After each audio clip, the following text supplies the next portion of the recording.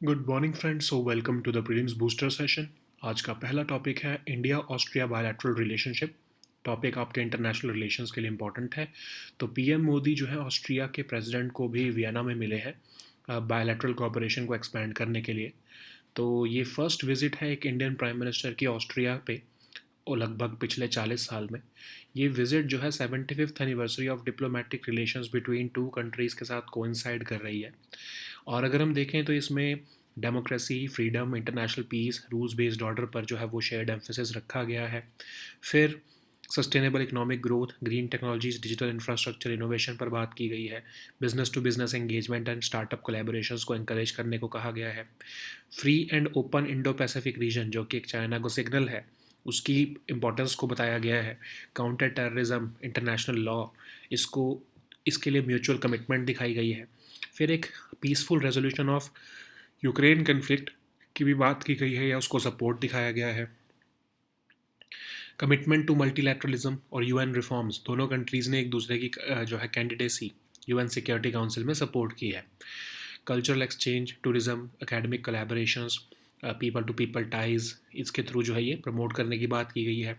Climate neutrality, development of green hydrogen technologies, इस पर जो है जॉइंट एफर्ट्स लगाने की बात कही है गई है।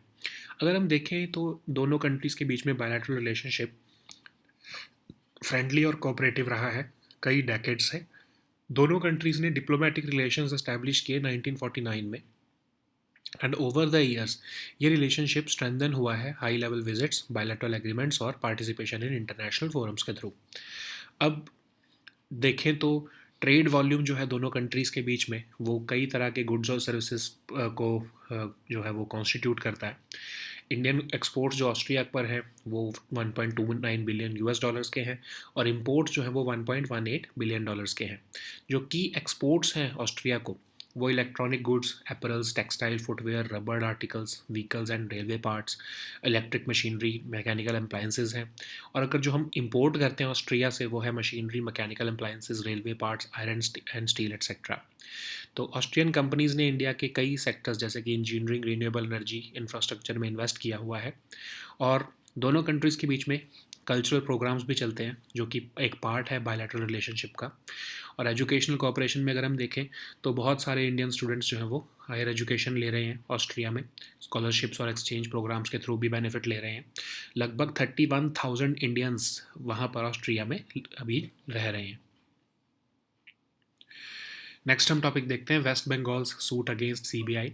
टॉपिक गवर्नेंस के लिए इंपॉर्टेंट है। तो सुप्रीम कोर्ट ने जो है एक लॉ सूट जो फाइल किया गया था वेस्ट बंगाल द्वारा अगेंस्ट यूनियन गवर्नमेंट, उसकी मेंटेनेबिलिटी को अपहोल्ड किया है।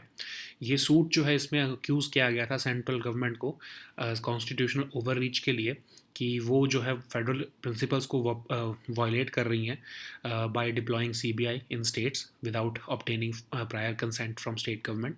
तो सीबीआई है क्या? एक प्रीमियर इन्वेस्टिगेटिंग एजेंसी है कंट्री की, मिनिस्ट्री ऑफ पर्सोनल के अंडर आती है। Delhi special police establishment act 1946 के अंदर इसको बनाया गया। याद रखो ये एक्ट क्योंकि पार्लियामेंट में पास नहीं हुआ तो इसलिए ये एक एग्जीक्यूटिव ऑर्डर से सीबीआई को बनाया गया है, इसलिए इसके पास स्टैट्यूटरी अथॉरिटी नहीं है। और ये राइट टू इन्फॉर्मेशन एक्ट से भी एग्जेम्प्टेड है।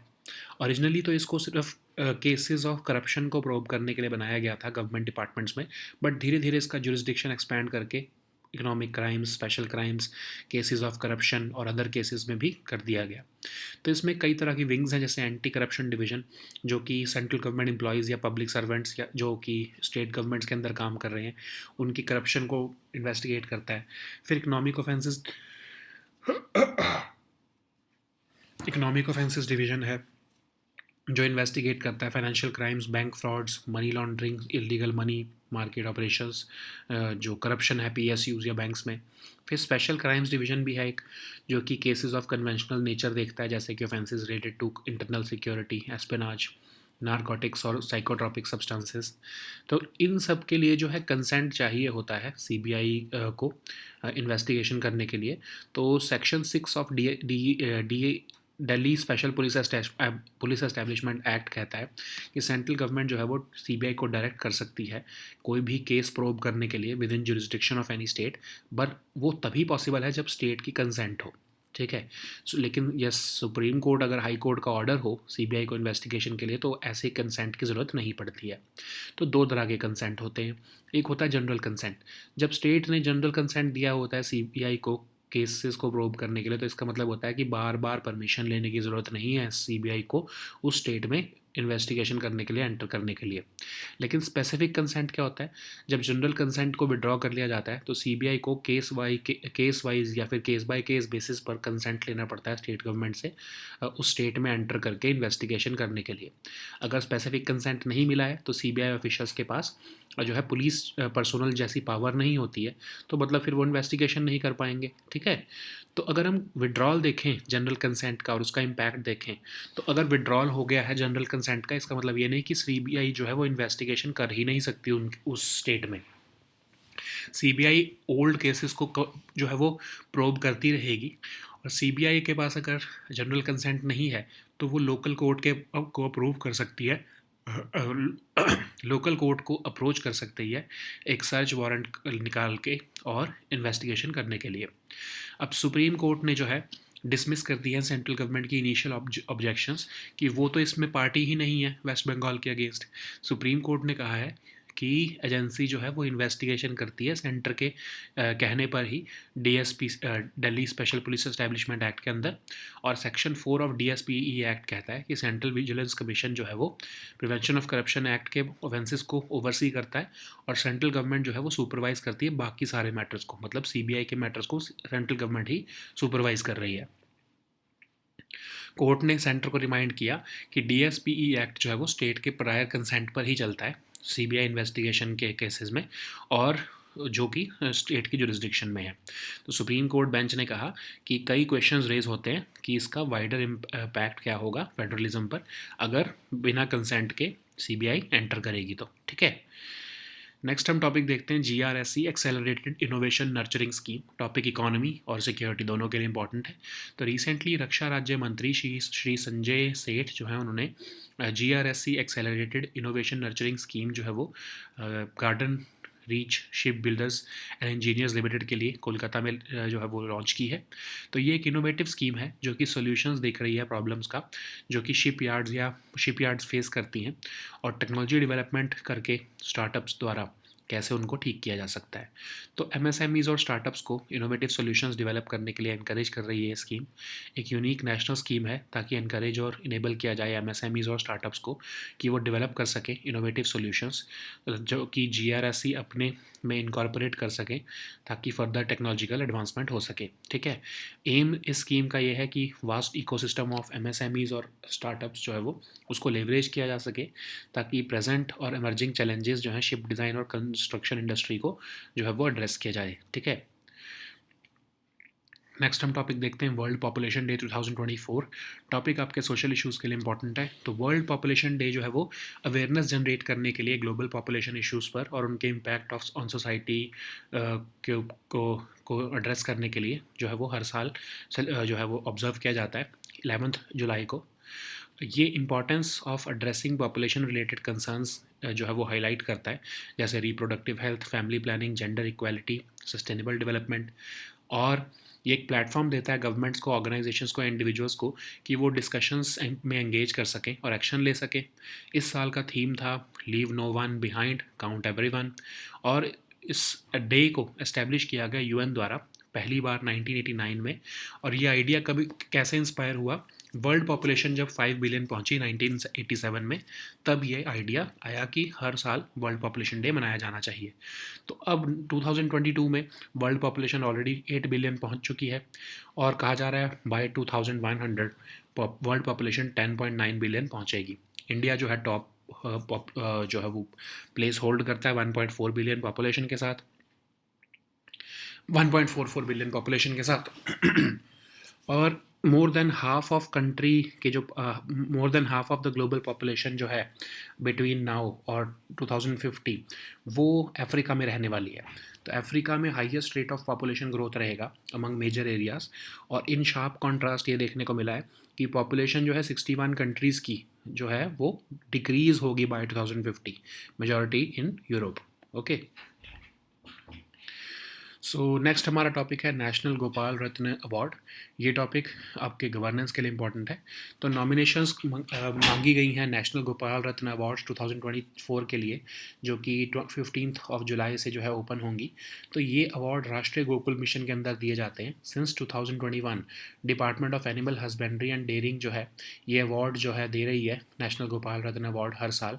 ऑब्जेक्टिव ये है कि milk producing farmers, dairy cooperative societies, MPCs, FPOs या आर्टिफिशियल इंसेमिनेशन टेक्नीशियंस को अवार्ड जो है ये इनकरेज किया जाए। तो नेशनल गोपाल रत्न अवार्ड कई तरह की कैटेगरीज में दिया जाता है, जैसे best dairy farmer, best dairy cooperative society, best artificial insemination technician, और इस साल से जो है स्पेशल अवार्ड दिया जाएगा नॉर्थ ईस्टर्न रीजन स्टेट्स के लिए भी। ठीक है, तो जो ये नेशनल गोपाल रत्न अवार्ड्स हैं इसमें एक certificate of merit, memento, monetary prize दिया जाता है पहली 2 कैटेगरीज में। ठीक है, और अवार्ड जो है वो नेशनल मिल्क डे जो 26 नवंबर को होता है उस दिन जो है वो कॉन्फर किए जाते हैं। ठीक है,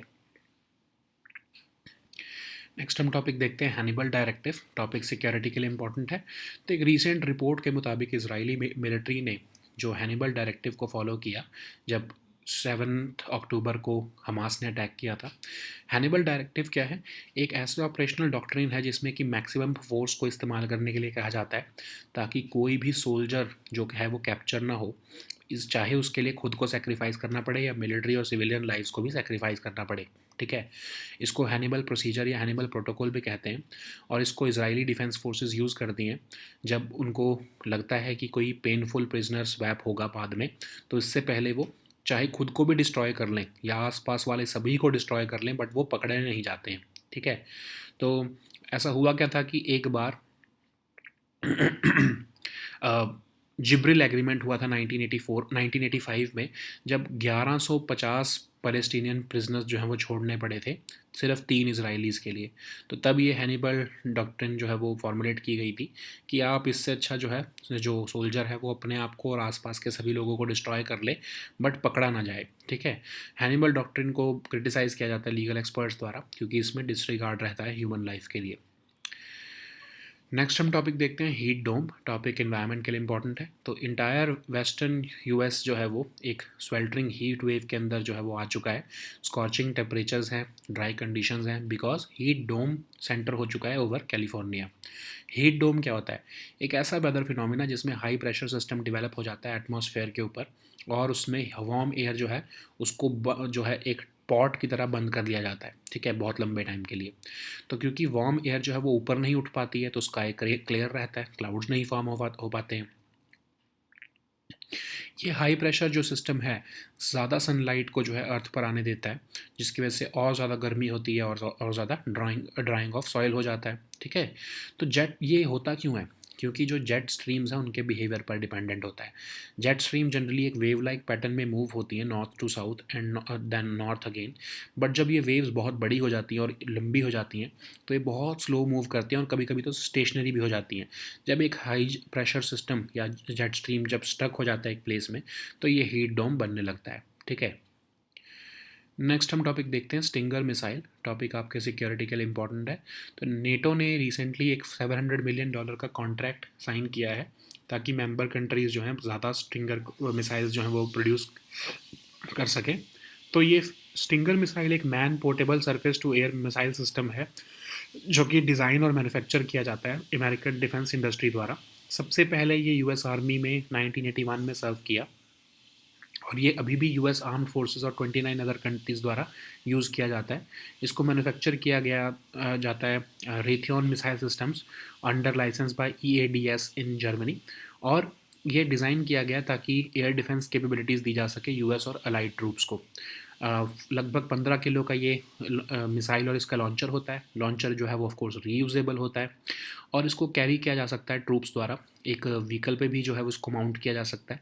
एक फायर एंड फॉरगेट वेपन है, और ये लगभग जो है 11,500 फीट तक हाई टारगेट्स को ये जो फ्लाई कर रहे हैं उनको टारगेट कर सकता है, और इसकी रेंज लगभग 5 माइल्स या फिर 8 किलोमीटर तक है। नेक्स्ट हम टॉपिक देखते हैं क्लासिकल लैंग्वेज स्टेटस। ये टॉपिक आर्ट एंड कल्चर के लिए इंपॉर्टेंट है। तो सेंट्रल गवर्नमेंट ने रिसेंटली डिसाइड किया है कि वो क्राइटेरिया को ट्वीक कर देंगे जो क्लासिकल लैंग्वेज स्टेटस दिया जाता है। ठीक है, तो अब उसमें क्या क्राइटेरिया रखा जा रहा है कि एक हाई एंटिक्विटी होनी चाहिए, मतलब अर्ली टेक्स्ट या रिकॉर्डेड हिस्ट्री जो है वो उस लैंग्वेज की 1500 या 2000 साल पुरानी होनी चाहिए। तो बॉडी ऑफ एंशंट लिटरेचर या टेक्स्ट होनी चाहिए जिसकी एक वैल्यूएबल हेरिटेज है। लिटरेरी ट्रेडिशन होना चाहिए जो कि ओरिजिनल हो और वो किसी और लैंग्वेज या स्पीच कम्युनिटी से बोरो नहीं किया होना चाहिए।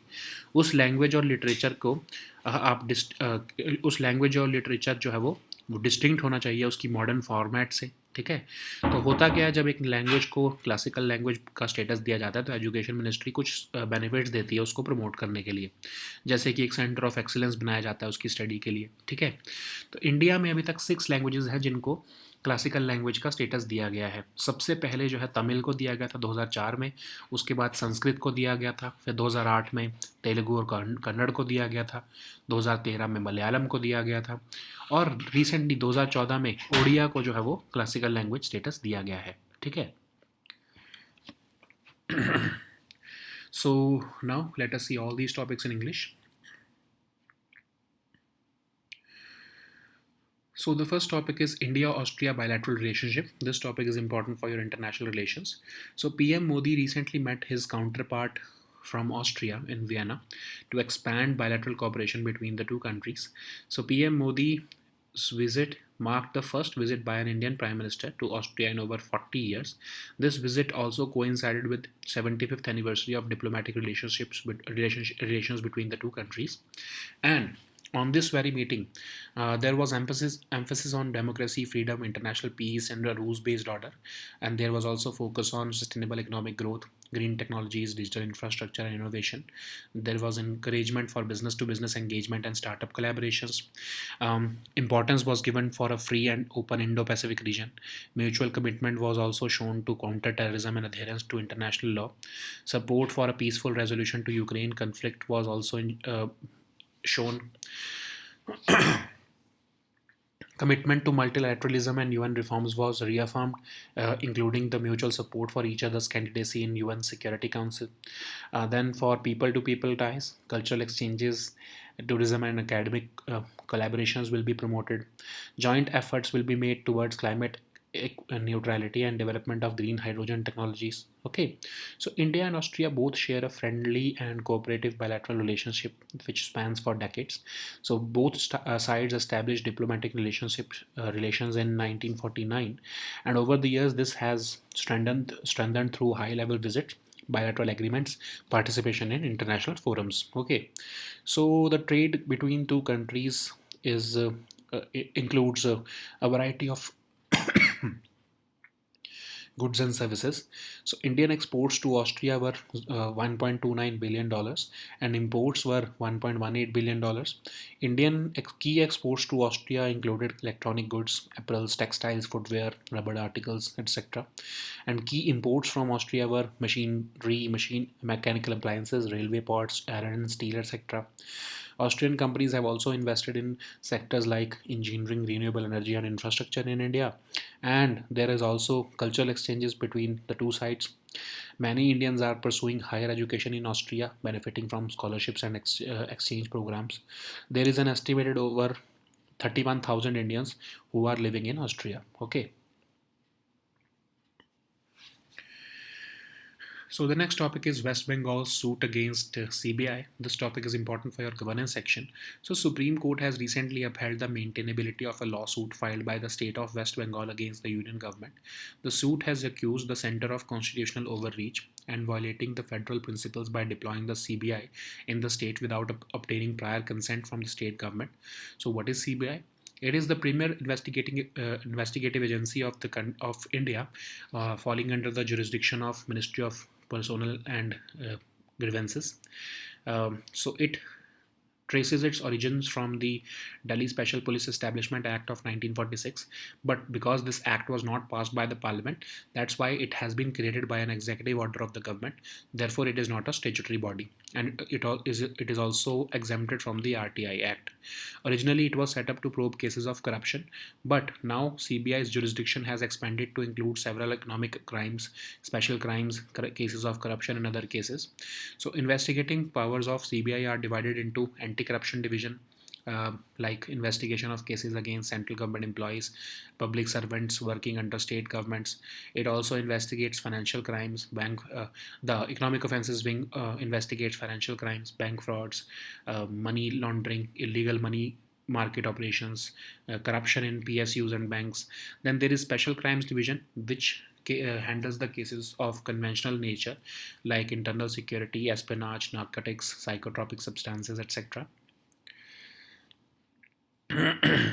So there is consent that is required by the CBI for conducting investigation in a state, like under Section 6 of the DPSC Act. It authorizes the central government to direct CBI to probe a case within the jurisdiction of any state, but only with the consent of the concerned state government. However, the Supreme Court and High Court can order CBI to investigate such a crime anywhere in the world, I'm sorry, anywhere in the country without the consent of the state. So there are two types of consent. First is the general consent, which means when a state gives a general consent to the CBI for probing a case, the agency is not required to seek any fresh permission after every time it enters the state in connection with investigation or for every other case. It is normally given by states to help the CBI in seamless investigation of corruption cases. Then there is specific consent, which means when the general consent has been withdrawn, CBI needs to seek case-wise consent for investigation from the concerned state government. If specific consent is not granted, then CBI officials will not have the power of police personnel when they enter the state. Okay, so if we look at the withdrawal of general consent and its impact, the withdrawal of general consent does not stop CBI probes in all cases. The CBI continues to probe in old cases until specially taken back by the state government. When CBI does not have a general consent, it can approach a local court and, as per the provisions in CRPC, for a search and for a search warrant and conduct investigation. So Supreme Court has recently dismissed the central government's initial objections against the lawsuit filed by the West Bengal. It has said that agency, the CBI, can only investigate offences under the Delhi Special Police Establishment Act, which are notified by the center. And Section 4 of this act allows the Central Vigilance Commission to oversee the Prevention of Corruption Act cases, but the other matters are all supervised by the central government, which means that DSPE Act also requires the prior consent of the state for CBI investigations within its jurisdictions, because this suit will now have concerns about the wider ramifications on federalism. Okay. So the next topic is GRSC Accelerated Innovation Nurturing Scheme. This topic is important for your economy and your security section. So Raksha Rajya Mantri has recently launched the GRSC Accelerated Innovation Nurturing Scheme of Garden Reach Shipbuilders and Engineers Limited in Kolkata. So this is an innovative scheme which seeks solutions for the problems related to shipyards, and it also aims to promote technology development using the startups. This will encourage and enable MSMEs and startups to develop innovative solutions for further technological advancement. It is a unique national scheme to encourage and enable MSMEs and startups to develop innovative solutions, which GRSC may incorporate for further technological advancement. The aim is to leverage the vast ecosystem of MSMEs and startups to address present and emerging challenges in the ship design and construction industry. Okay. So the next topic is World Population Day 2024. This topic is important for your social issues. World Population Day aims to raise awareness about global population issues and their impact on society. So this day is observed every year on 11th of July. It highlights the importance of addressing population-related concerns like reproductive health, family planning, gender equality, and sustainable development. And it provides a platform for governments, organizations, individuals to engage in discussions and take actions. The theme this year was Leave No One Behind, Count Everyone. And this day was established by the UN and first observed in 1989 with participation from over 90 countries. This idea was inspired by the fact when the world population reached 5 billion in 1987.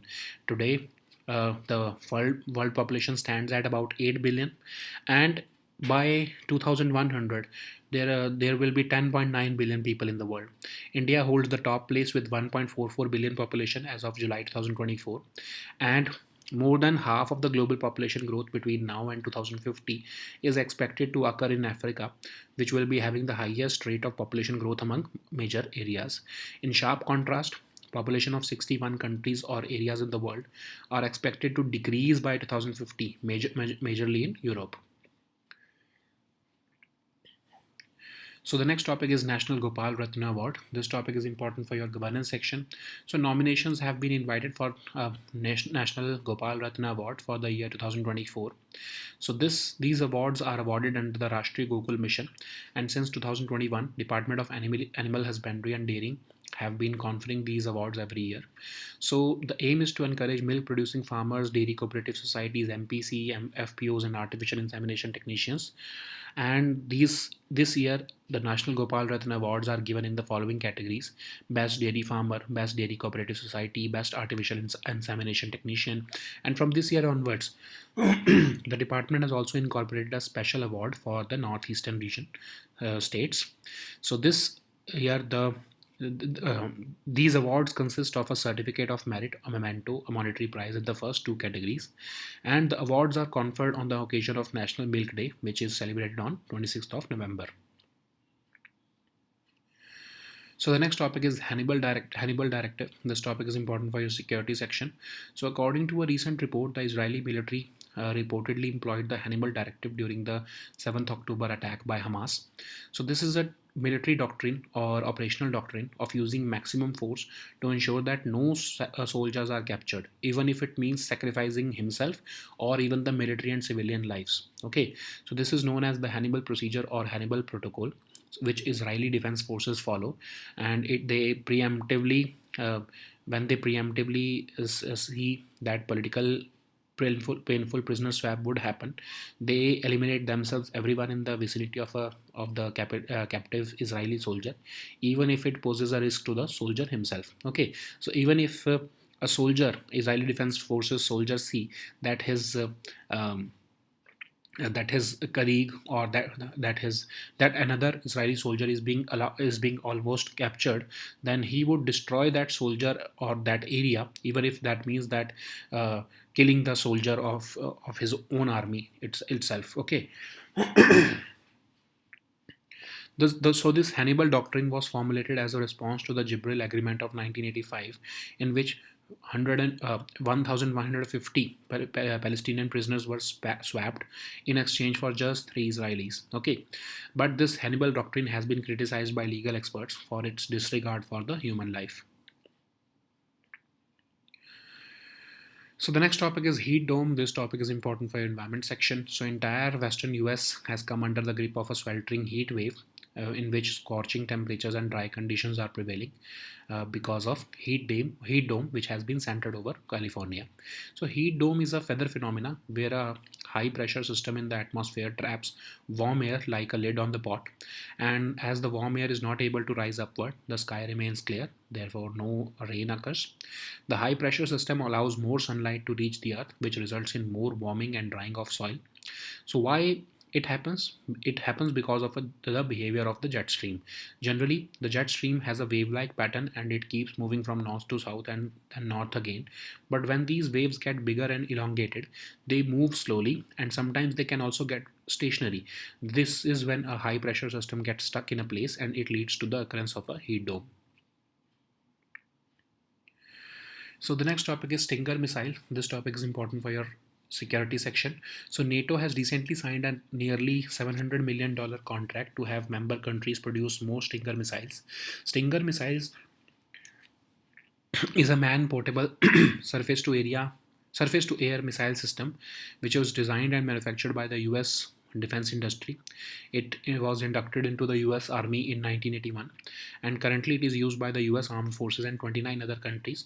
It is manufactured by the Raytheon Missile Systems and under the license by EADS in Germany, and it was designed to provide air defense capabilities to the US and allied troops. Okay, so it is lightweight. Its missile and its launcher weighs just about 15 kilograms, and the launcher is reusable. It can be carried and fired by troops or mounted to a vehicle and used as a short range defense against aircraft. It is a fire and forget weapon. It can hit targets flying as high as 11,500 feet, and it has a range of about 5 miles or 8 kilometers. Okay. So the next topic is classical language status. This topic is important for your art and culture section. So central government has recently decided to tweak the criteria for giving classical language status. So now only those languages will be declared as classical language which have a high antiquity in its early text or recorded history of over a period of 1500 to 2000 years. It should have a body of ancient literature or text which is considered highly valuable. The literary tradition should be original and should not be borrowed from another speech community. The said language and literature should be distinct from its modern format. Okay, so what happens when a language gets the classical language status? Then education ministry starts providing certain benefits to promote it. Even a center of excellence is made for studies in the classical language. So till date, 6 languages have been conferred the status of classical language in India. The first one was accorded that was accorded the status was Tamil in 2004. Then Sanskrit followed it. Then in 2008, Telugu and Kannada were conferred with this status, followed by Malayalam in 2013. And recently, in 2014, Odia is the latest addition to this list. Okay, so these were our topics for today. Please also download the weekly current affairs compilation from our Telegram group today. We'll meet next time with new topics. Until then, goodbye and take care.